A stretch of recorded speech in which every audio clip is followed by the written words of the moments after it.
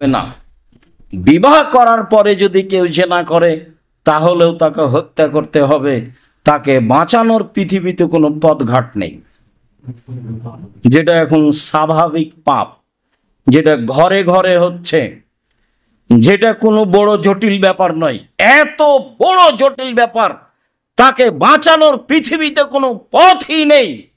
তাকে যদি বাঁচাতে হয় তাহলে মুহাম্মদ সাল্লাল্লাহু আলাইহি সাল্লামকে আবার দুনিয়াতে আসতে হবে, এসে বলতে হবে, পৃথিবীর মানুষ, আমি মুহাম্মদ ঘোষণা দিচ্ছি, বিবাহ করার পরে যদি কেউ জেনায় লিপ্ত হয় তাহলে তাকে হত্যা করতে হবে না।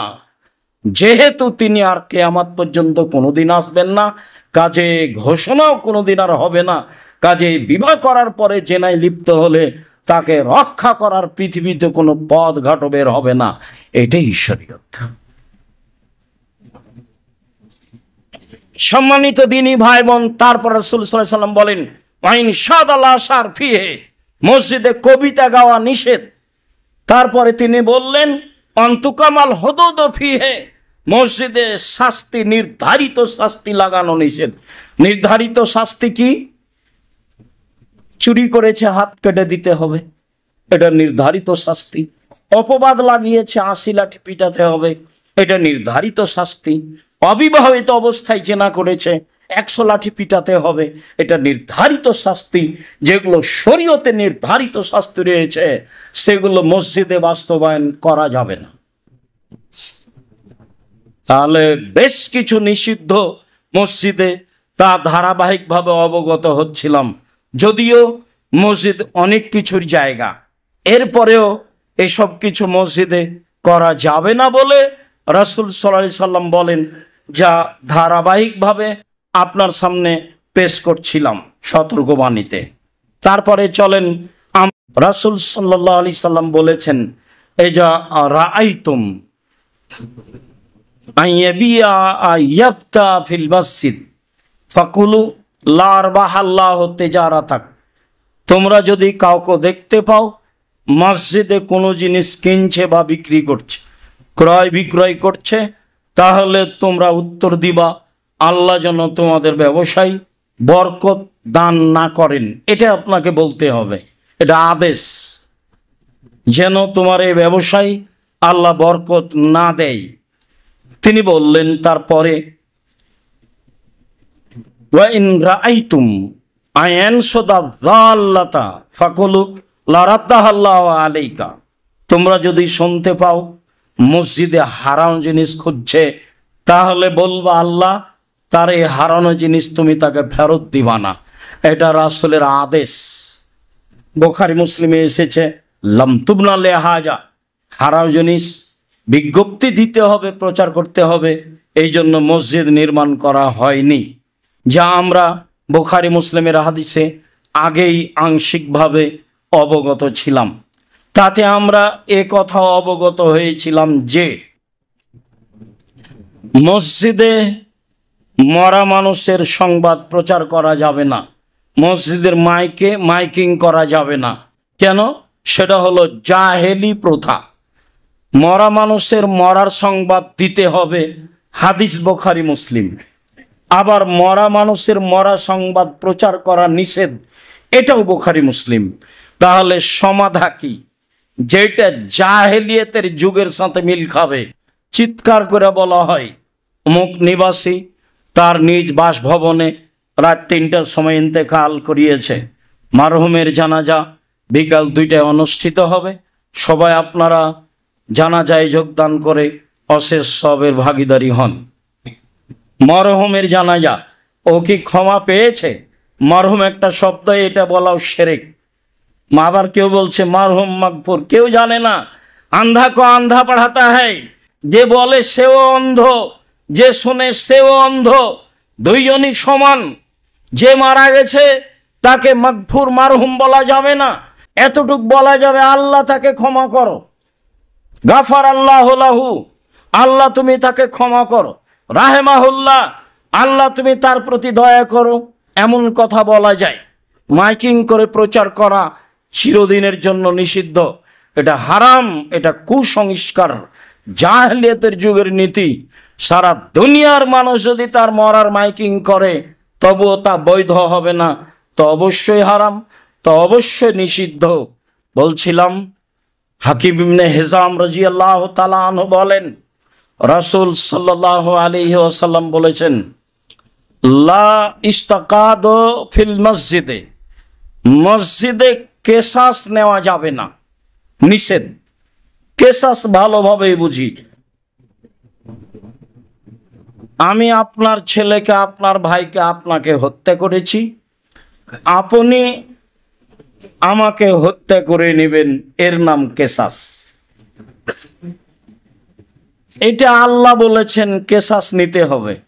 কেউ মাফ করে দেয় সেটা ভিন্ন কথা। বারবার একটা কথা ধাক্কা খাচ্ছে এই পর্যন্ত বলতেই, ইতিমধ্যে কয়েকবার মাথায় ধাক্কা খেলো।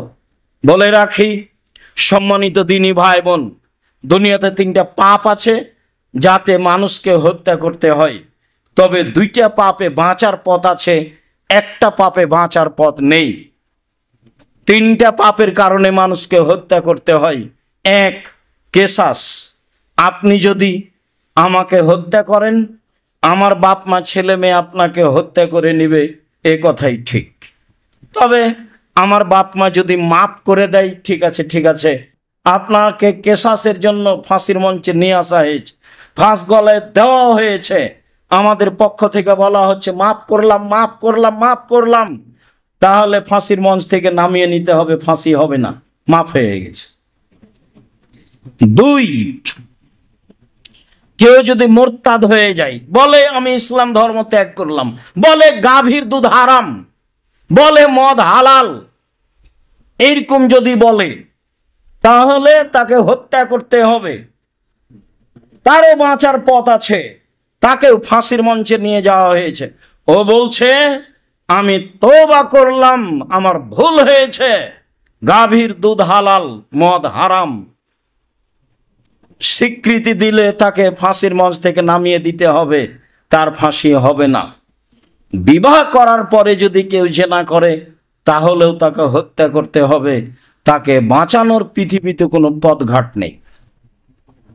যেটা এখন স্বাভাবিক পাপ, যেটা ঘরে ঘরে হচ্ছে, যেটা কোনো বড় জটিল ব্যাপার নয়, এত বড় জটিল ব্যাপার, তাকে বাঁচানোর পৃথিবীতে কোনো পথই নেই। তাকে যদি বাঁচাতে হয়, তাহলে মুহাম্মদ সাল্লাল্লাহু আলাইহি সাল্লামকে আবার দুনিয়াতে আসতে হবে, এসে বলতে হবে পৃথিবীর মানুষ, আমি মুহাম্মদ ঘোষণা দিচ্ছি, বিবাহ করার পরে যদি কেউ জেনায় লিপ্ত হয়, তাহলে তাকে হত্যা করতে হবে না।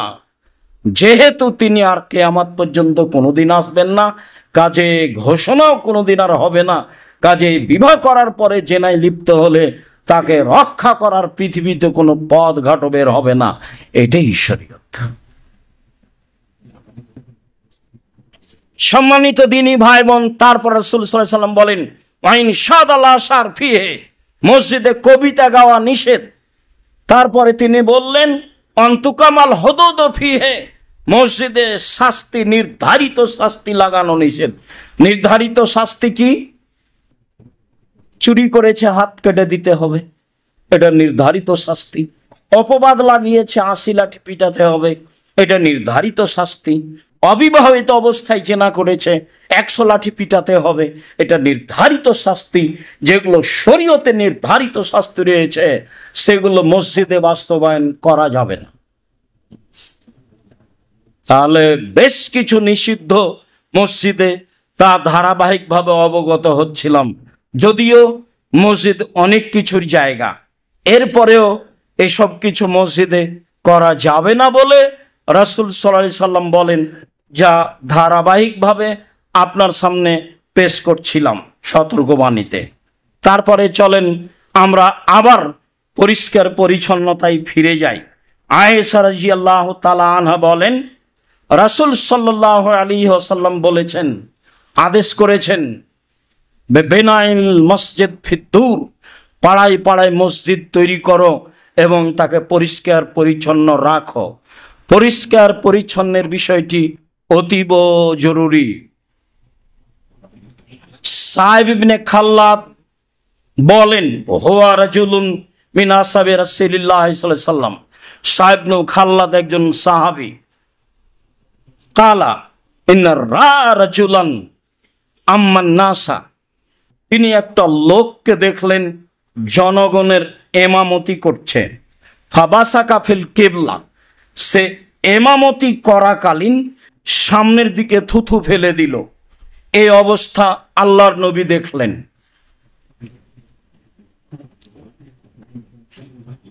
ফাকালা রাসূলুল্লাহ সাল্লাল্লাহু আলাইহি সাল্লাম লিকাওমিহি হিনা ফারাগা লা ইউসাল্লি লাকুম, আল্লাহর নবী